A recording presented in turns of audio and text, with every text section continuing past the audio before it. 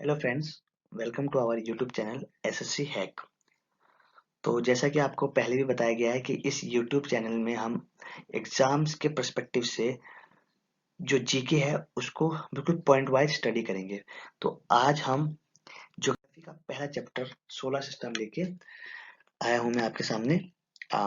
देखिए, अगर हम सोलर सिस्टम की बात करें ना तो हमारे सामने क्या इमेज बनती है कि एक सन होगा, मरकरी, वीनस, अर्थ, जो बिल्कुल सही है। हमारे सोलर सिस्टम एक्चुअली सन और जो बाकी 8 प्लैनेट्स है उनसे मिलके बना हुआ है। लेकिन सोलर सिस्टम को अगर आपको डीप में समझना है तो आपको पहले इसका बेसिक समझना पड़ेगा कि सोलर सिस्टम कैसे होता है। तो देखिए, सबसे पहले आता है टर्म यूनिवर्स। हिंदी में जैसे हम कहते हैं ब्रह्मांड। तो यूनिवर्स क्या होता है? यूनिवर्स अपने आप में एक बहुत बड़ा शब्द है। यूनिवर्स क्या कहता है कि जो कुछ भी इस संसार में प्रस्तुत है, चाहे प्लेनेट हो, स्टार हो, गैलेक्सीज हो या कोई एनर्जी भी हो ना, वो सब मिला के यूनिवर्स बनता है। तो यूनिवर्स कोई छोटा टर्म नहीं है। आप उसको मतलब सोच नहीं सकते कि यूनिवर्स कितना बड़ा है। हाँ, पॉइंट एग्जाम के पॉइंट ऑफ व्यू से पढ़ना है तो पहला क्वेश्चन यही बताता हूँ आपको, बहुत बार पूछा जा चुका है कि स्टडी ऑफ यूनिवर्स को क्या कहते हैं। तो इसका आंसर विल बी कॉस्मोलॉजी। बहुत बार पूछा जा चुका है, इसको ध्यान रखिए। तो यूनिवर्स समझ आ गया कि यूनिवर्स एक बहुत बड़ा टर्म है, इसके अंदर में बहुत कुछ आता है। गैलेक्सी भी आएगी, आपके प्लैनेट्स आएंगे, सोलर सिस्टम आएंगे। अगला टर्म है गैलेक्सी। तो देखिए, क्या होता है ना, जैसे गैलेक्सीज, बहुत सारी गैलेक्सीज या बहुत सारी हेवनली बॉडीज मिलके ही हमारा यूनिवर्स बनाते हैं। तो यूनिवर्स का एक पार्ट है गैलेक्सी। तो आपको समझना पहले पड़ेगा कि गैलेक्सी होता क्या है। आ, शायद आप लोगों ने ना एक टर्म सुना होगा, आकाश गंगा। बहुत बार सुना होगा, हिंदी में भी सुना होगा। आकाश गंगा क्या होता है? एक गैलेक्सी है जिस इसी आकाश गंगा में हमारी धरती है। तो गैलेक्सी की डेफिनेशन क्या कहती है? Galaxy is a huge collection of gas. मतलब इसके अंदर क्या होता है, बहुत सारी गैस होती है, इसके अंदर डस्ट भी होता है, इसके अंदर billions and billions of stars भी होते हैं और बहुत सारे सोलर सिस्टम्स होते हैं। लेकिन ये सब में ना सबसे इंपॉर्टेंट चीज क्या होती है कि they are all held together by gravity. तो इसी ग्रेविटी की वजह से एक गैलेक्सी फॉर्म होती है। अब जैसे आप ये नीचे डायग्राम देख रहे हैं ना, ये क्या है? देखिए, पास में बहुत थिकली डेंस है क्योंकि पास में ना बहुत ज्यादा ग्रेविटी होती है, इसलिए बहुत ज्यादा मैटर्स इसके सेंटर के पास अवेलेबल है। और अगर आप दूर देखें ना तो बहुत स्कैटर्ड है। क्यों? क्योंकि यहाँ ग्रेविटी कम हो रही है, लेकिन फिर भी ये होल्ड है ग्रेविटी की वजह से। और मैं बताऊं आपको, ये जो डायग्राम है ये है मिल्की वे का। मिल्की वे यानी हमारे आकाशगंगा जिसके अंदर में हमारी अर्थ एग्जिस्ट करती है। ओके, तो ये मिल्की वे आपको पता होना चाहिए। ये भी इंपॉर्टेंट क्वेश्चन है कि हमारी गैलेक्सी अर्थ किस गैलेक्सी में है। आंसर विल बी मिल्की वे। देखिए, गैलेक्सी पढ़ी रहे हैं तो एक एंड्रोमेडा गैलेक्सी करके है, इस पे क्वेश्चन आता है, इसलिए मैं आपको बताता हूँ क्यों इंपॉर्टेंट है। क्वेश्चन क्या बनता है कि हमारी जो गैलेक्सी मिल्की वे है ना, उसके पास में सबसे नियरेस्ट गैलेक्सी कौन सी है? तो आपका आंसर क्या होगा? एंड्रोमेडा। ओके, फिर आता है कि थोड़ा मिल्की वे के बारे में जान लेते हैं कि मिल्की वे क्या कहता है। देखिए, जो मिल्की वे गैलेक्सी है ना, ये बिग बैंग की वजह से फॉर्म हुई है। अब बिग बैंग के बारे में आपको आगे डिस्कस करता हूँ। ये आपने पढ़ लिया कि अर्थ मिल्की वे में है और हमारा सोलर सिस्टम इसी गैलेक्सी में है। देखिए, इसकी शेप कैसे स्पाइरल इन शेप है, दिख रहा है ना आपको, ये ऐसे गोल गोल गोल गोल। तो मिल्की वे की जो शेप है वो कैसे स्पाइरल। अब आगे आता है बिग बैंग थ्योरी, काफी इंपॉर्टेंट है। बहुत बार क्वेश्चन आते हैं इसमें डायरेक्ट, दो तीन क्वेश्चन। तो देखिए, पहला क्वेश्चन आप ये जान लीजिए कि बिग बैंग थ्योरी किसने प्रपोज की थी। ये प्रपोज की गई थी बाय जॉर्ज लिमेत्रे, ये एक साइंटिस्ट थे। ठीक है, ये हो गया, थोड़ा जान लीजिए। वैसे कभी इसके डीप क्वेश्चन तो नहीं आ गया, नाम पूछ लिया उतना ही रेलिवेंट रहता है, लेकिन थोड़ा जान लीजिए होता क्या। देखिए, बिग बैंग क्या कहता है कि जो हमारा यूनिवर्स था ना, स्टार्टिंग में एक कंसंट्रेटेड लंप जैसा था, जो आपको दिखा ना ये ब्लू ब्लू सा, ये मान लो हमारा पहले यूनिवर्स होगा। इसको ही हम प्राइमियल एटम कहते थे। तो क्या हुआ, 15 बिलियन ईयर्स अगो एक विस्फोट हुआ, इसमें एक एक्सप्लोजन हुआ, जिसके कारण क्या हुआ, इसमें से बहुत सारी गैलेक्सीज एंड स्टार्स वगैरह की फॉर्मेशन हुई। तो दिखा है ना आपको, देखिए इसमें से गैलेक्सीज फॉर्म हो रही, निकल रहे हैं ये सारे। तो इसी में से कोई एक मिल्की वे भी होगा उस टाइम जो फॉर्म हुआ होगा। देखिए, एक चीज और याद रखिए कि ये जो गैलेक्सीज है ना, ये आज भी उस एक्सप्लोजन की वजह से एक दूसरे से दूर जा रहे हैं, और यही कारण कि जो हमारा यूनिवर्स है ना, वो आज के दिन में भी स्प्रेड हो रहा है। तो ये आपके लिए बेसिक इतना जान लीजिए बिग बैंग थ्योरी। देखिए, अब एक टर्म आपने बीच में सुन ही लिया 2-3 बार, स्टार होता है कि गैलेक्सीज के अंदर में स्टार होते हैं। तो स्टार की क्या डेफिनेशन होता है? स्टार क्या होता है? स्टार गैसेस और प्लाज्मा से बना होता है। फर्स्ट चीज, इसकी खुद की एक लाइट होती है, ठीक है।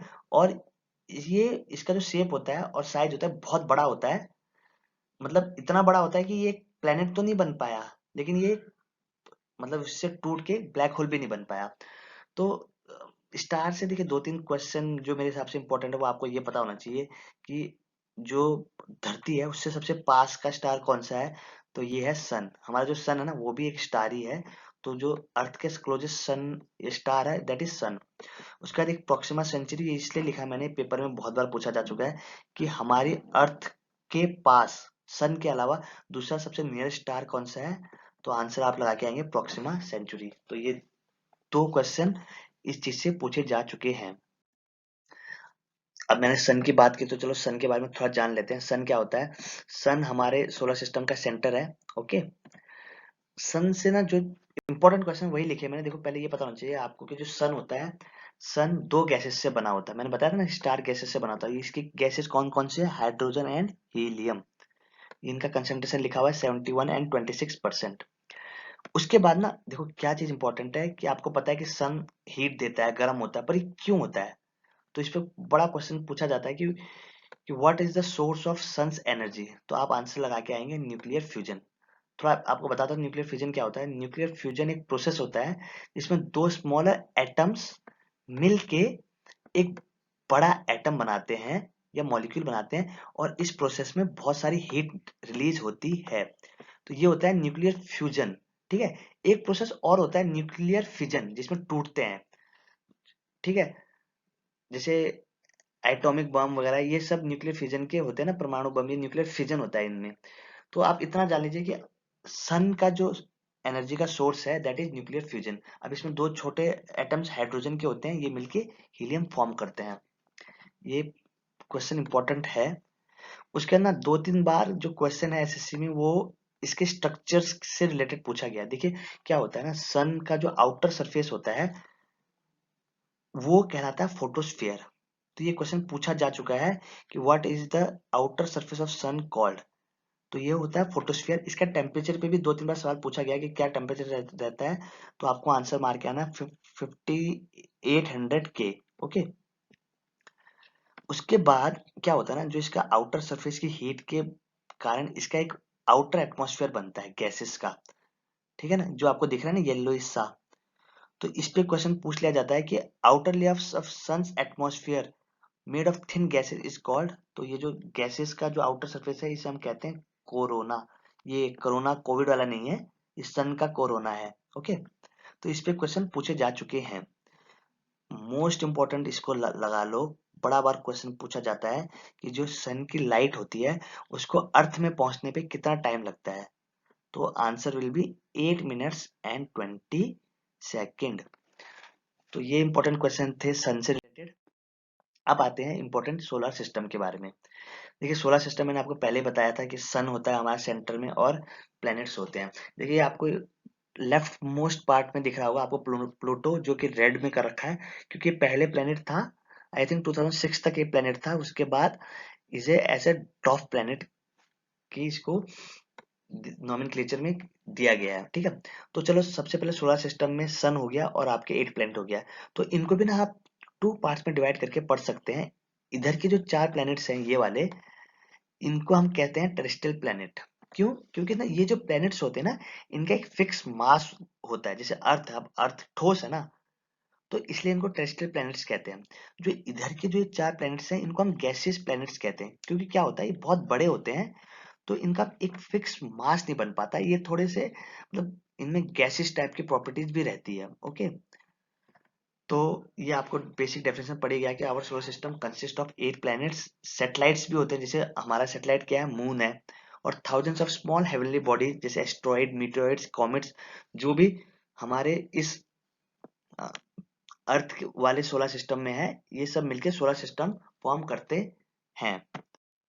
तो हमारे जो सोलर सिस्टम में है उसमें जो सारे प्लैनेट्स हैं वो सन के चारों तरफ रिवॉल्व करते हैं, और जो सन का ही ग्रेविटेशनल फोर्स है वही इन प्लैनेट्स को इनके पाथ पर रखता है।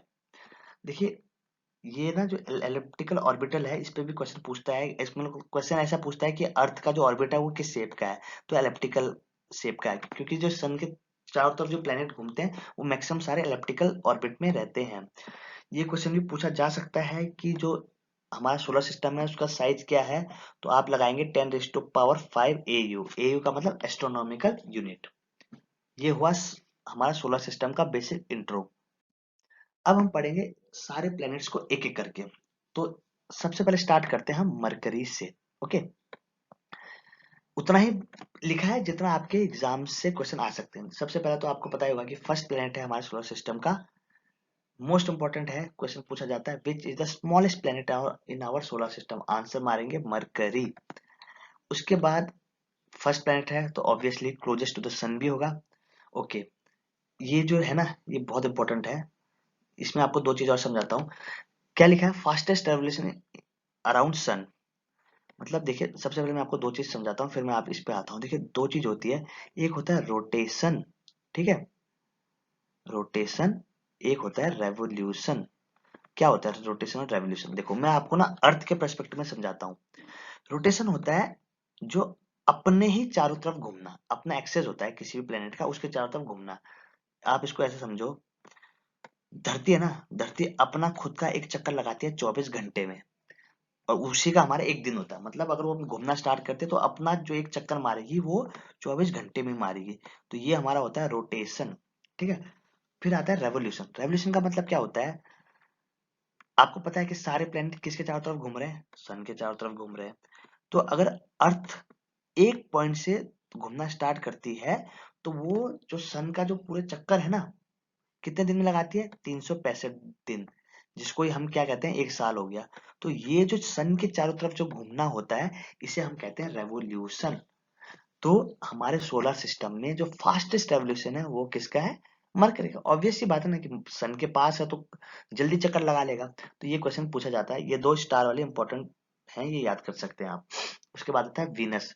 Venus most most most important planet है फॉर एसएससी एग्जाम। पता नहीं एसएससी वालों को वीनस से बहुत ज्यादा प्यार है, बहुत सवाल देते हैं इससे। तो इसके बारे में क्या क्या चीजें इंपॉर्टेंट है, सेकंड प्लेनेट है हमारे सोलर सिस्टम का, ठीक है। देखिए, जो अर्थ है ना, अर्थ दो प्लेनेट के बीच में है। कौन कौन सा है, एक है मार्स और एक है वीनस। तो जो अर्थ है ना वो ज्यादा क्लोज है वीनस के। तो ये क्वेश्चन आता है कि which is the nearest planet to our earth, तो आंसर विल बी वीनस, ठीक है, इंपॉर्टेंट है। वीनस को हम morning star and evening star के नाम से जानते हैं। बहुत बार क्वेश्चन पूछा गया है कि which planet is known as morning and evening star. ये है वीनस। क्यों? क्योंकि क्या होता है ना, जब सुबह और रात को ये एक्चुअल में नाइट स्काई में आपको दिखता है Venus as a star form में। उसके बाद वीनस के चारों तरफ एक थिक क्लाउड का कवर होता है जिसकी वजह से वील्ड वील्ड याद कर लेना, एक इंग्लिश में भी काम आएगा। वील्ड मीन्स टू हाइड, मतलब छुपा हुआ प्लेनेट के नाम से भी जाना जाता है। ये काफी इंपॉर्टेंट है, पूछा जाता है which is the hottest planet in our solar system. तो आप इसका क्या आंसर लगाएंगे, वीनस। अब देखो, पास तो मरकरी है पर वीनस क्यों हॉट है? क्या होता है ना, इसके चारों तरफ मैंने बताया ना आपको, थिक क्लाउड का एक कवर होता है। क्लाउड मेनली कार्बन डाइऑक्साइड की वजह से का होता है। तो क्या करता है, ये हीट तो ले लेता है लेकिन उसको रिलीज नहीं करने देता। तो इसलिए इसका अंदर का टेम्परेचर बहुत ज्यादा हो जाता है। ये हो गया। फिर ये दो चीजें काफी इंपॉर्टेंट है। स्लोएस्ट रोटेशन, रोटेशन आपको समझ आ गया ना कि अपना एक चक्कर लगाना। धरती तो 24 घंटे में लगाती है, लेकिन देखो वीनस कितने में लगा रहे, 243 डेज में। मतलब यहाँ एक दिन होगा 243 डेज का। तो स्लोएस्ट रोटेशन इसका है सभी प्लैनेट्स में। मोस्ट इंपॉर्टेंट है ये भी। हाँ, ये काफी, ये भी उतना ही इंपॉर्टेंट है कि ये जो इसकी जो रोटेशन है ना, ये from east to west direction में रोटेट करता है। जो हमारे सोलर सिस्टम में 8 में से 6 प्लैनेट वेस्ट टू ईस्ट घूमते हैं। सिर्फ दो प्लैनेट हैं जिनके डायरेक्शन ईस्ट टू वेस्ट है। वो कौन कौन है, एक है वीनस और एक है यूरेनस। बहुत बार क्वेश्चन पूछा जाता है, बहुत बार, ये आपको इंपॉर्टेंट है, याद कर लेना कौन से planet east to west rotate करते हैं। इसके रेवोल्यूशन 224 डेज के। देखो, रोटेशन और रेवोल्यूशन लगभग लगभग बराबर है। वीनस को ना अर्थ ट्विंस भी कहते हैं। क्यों? क्योंकि जो इसकी शेप और साइज है ना वो बिल्कुल और बिल्कुल धरती के बराबर है, इसलिए इसको हम अर्थ ट्विन के नाम से भी जानते हैं।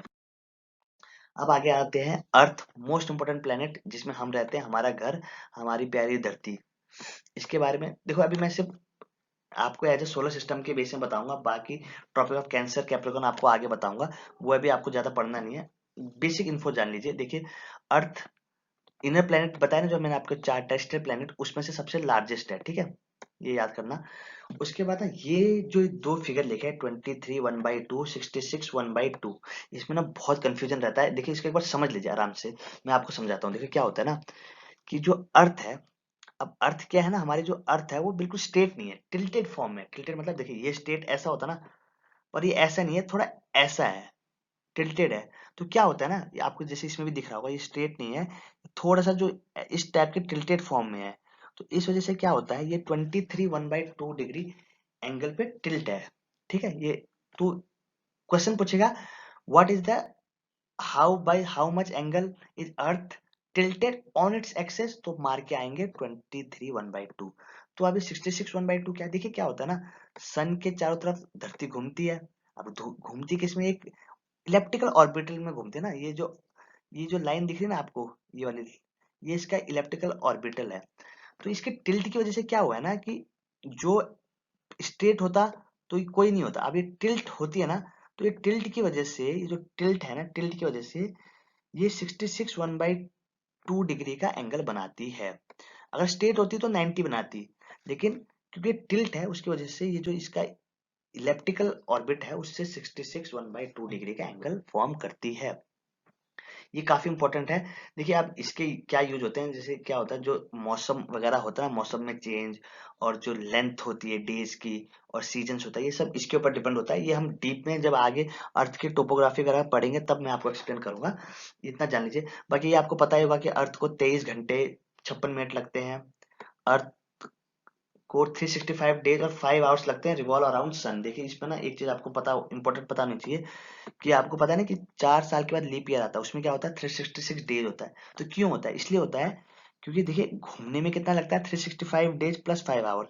तो ये 5 आवर मतलब इसको 6 मान लो, तो ये 4 साल में 24 आवर्स हो गया ना, मतलब हर साल 6 6 ऐड होगा, तो 4 साल में 24 आवर्स हो गया, 24 आवर इक्वल टू 1 डे। तो हम हर चौथे साल एक दिन बढ़ा देते हैं। तो इसका रीजन ये जो एक्स्ट्रा 5 आवर्स लगे ना, इसको न्यूट्रलाइज करने के लिए करते हैं। बाकी ये आपको पता ही होगा कि अर्थ को हम वाटरी एंड ब्लू प्लेनेट के नाम से भी जानते हैं, ठीक है। और इसका एक ही सैटेलाइट है, सैटेलाइट बहुत टाइप के होते हैं, आर्टिफिशियल एंड नेचुरल। तो इसका एक ही नेचुरल सैटेलाइट है, वो है मून, हमारा चांद, ओके। अब आता है मार्स।